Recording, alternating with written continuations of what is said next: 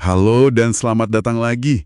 Hari ini kita mau bahas topik yang, penting banget di dunia bisnis, akuisisi perusahaan. Iya, ini langkah yang pertaruhannya tinggi ya. Bisa bikin perusahaan melesat, tapi bisa juga malah jadi masalah besar. Betul. Nah, kita akan fokus gimana sih cara menganalisis potensi akuisisi ini dengan benar. Kita ambil intisari dari bab 18, buku Key Management Ratios. Buku itu bagus. Dan studi kasusnya menarik ya. Alpha Inc. mengakuisisi Beta Inc. Itu bisa jadi contoh bagus buat bedah metodenya. Iya, jadi kita pakai itu sebagai contoh.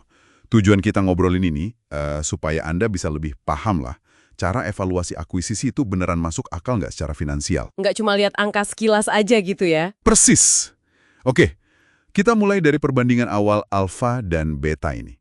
Alpha Inc. itu kan digambarkan profitable, tapi ya gitu pertumbuhannya agak lambat. Nilai pasarnya tinggi. Metriknya tadi disebut ROE 15%, pertumbuhan 6%, PE ratio 17,5. Cukup solid kelihatannya. Nah, lawannya Beta Inc. Ini kebalikannya. Kurang profitable, likuiditasnya juga agak seret, tapi, nah ini dia, pertumbuhannya tinggi, 12%. Nilai pasarnya lebih rendah, PE ratio cuma 11,4. Kontras banget ya, satunya stabil tapi lambat, satunya lagi kayaknya punya masalah tapi potensinya kencang. Iya. Nah, kalau cuma lihat perbandingan rasio ini aja, gimana?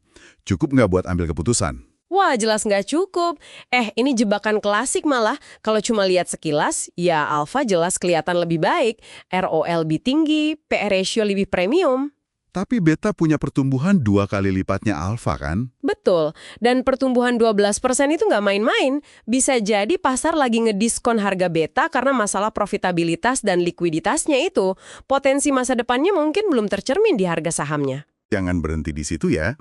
Nah, analisis awal yang sering dilakukan kan biasanya, main gabungin aja laporan keuangan keduanya. Iya, asumsinya pakai pertukaran saham terus dijumlahin aja gitu. Nah, di sumber kita di gambar 18.10, itu ditunjukin kalau langkah simpel kayak gitu, dampaknya buat pemegang saham alfa malah negatif loh di awal. Iya. Karena ada dilusi EPS sama DPS ya, laba per saham sama dividen per sahamnya turun. Betul, sementara pemegang saham beta malah kayaknya diuntungkan. Ini kan aneh ya, kenapa alfa mau deal kalau awalnya merugikan pemegang sahamnya? Nah, itu dia intinya. Agregasi sederhana itu sama sekali nggak mempertimbangkan sinergi masa depan, nggak lihat biaya integrasinya juga. Apalagi potensi penciptaan nilai jangka panjangnya ya. Persis. Itu cuma hitung-hitungan aritmatika sesaat, bukan analisis strategis. Makanya jawabannya pasti ada di ekspektasi nilai tambah di masa depan. Alfa pasti ngelihat sesuatu di beta yang lebih dari sekedar angka saat ini. Oke, kalau gitu gimana dong cara analisis yang lebih benar? Sumber kita kan ngenalin pendekatan SVA, Shareholder Value Added. Gimana tuh cara kerjanya? Iya, SVA ini pendekatannya beda. Dia coba ngukur nilai intrinsik perusahaan dari kemampuannya menghasilkan arus kas di masa depan. Arus kas ya, bukan cuma laba akuntansi. Betul, dan arus kas itu harus bisa nutupin biaya modal atau WACC, Weighted Average Cost of Capital. WACC itu kan biaya rata-rata dari semua modal yang dipakai perusahaan, utang dan ekuitas.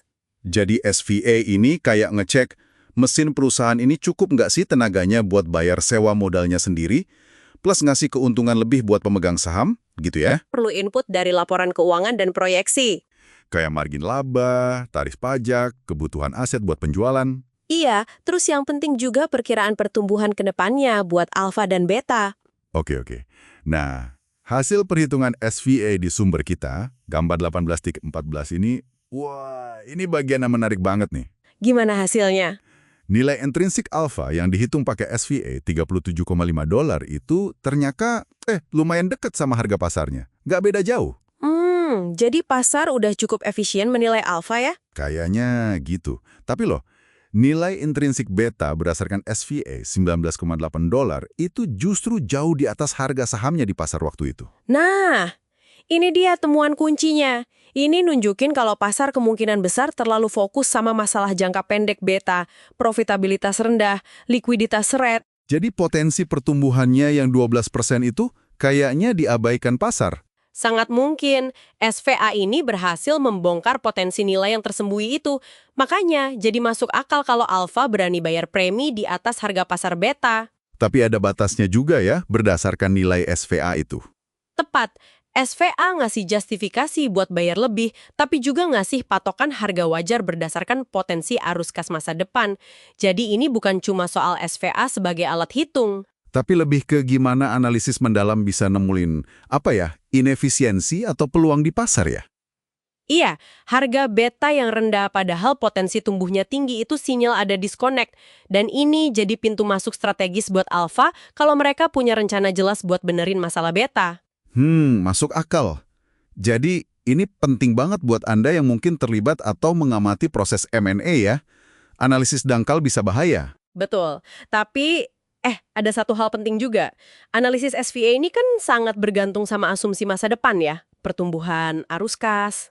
Iya, itu dia. Seberapa yakin kita sama proyeksi itu? Kan masa depan nggak ada yang tahu pasti. Poin bagus banget. Semua metode valuasi yang lihat ke depan ya pasti gitu bergantung sama kualitas asumsi.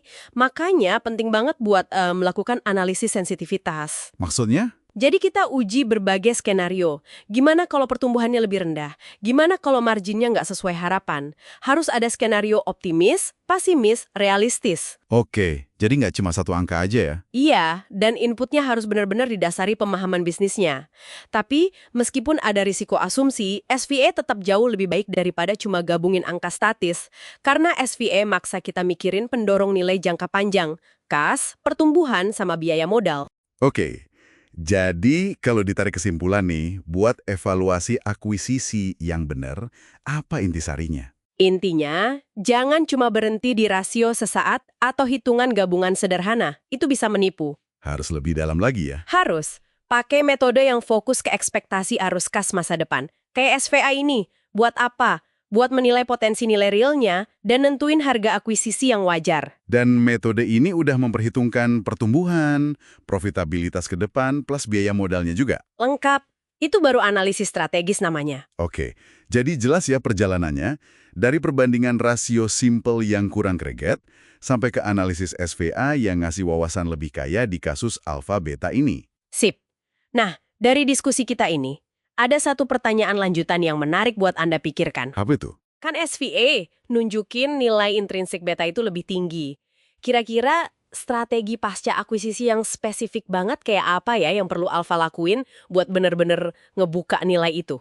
Dan gimana cara mereka yakinin pasar kalau sinergi dan perbaikan itu bakal kejadian? Nah, itu dia. Ini masuk ke tantangan berikutnya. Eksekusi integrasi pasca merger. Seringkali, disitulah kunci sukses atau gagalnya sebuah akuisisi ditentukan. Sesuatu buat direnungkan.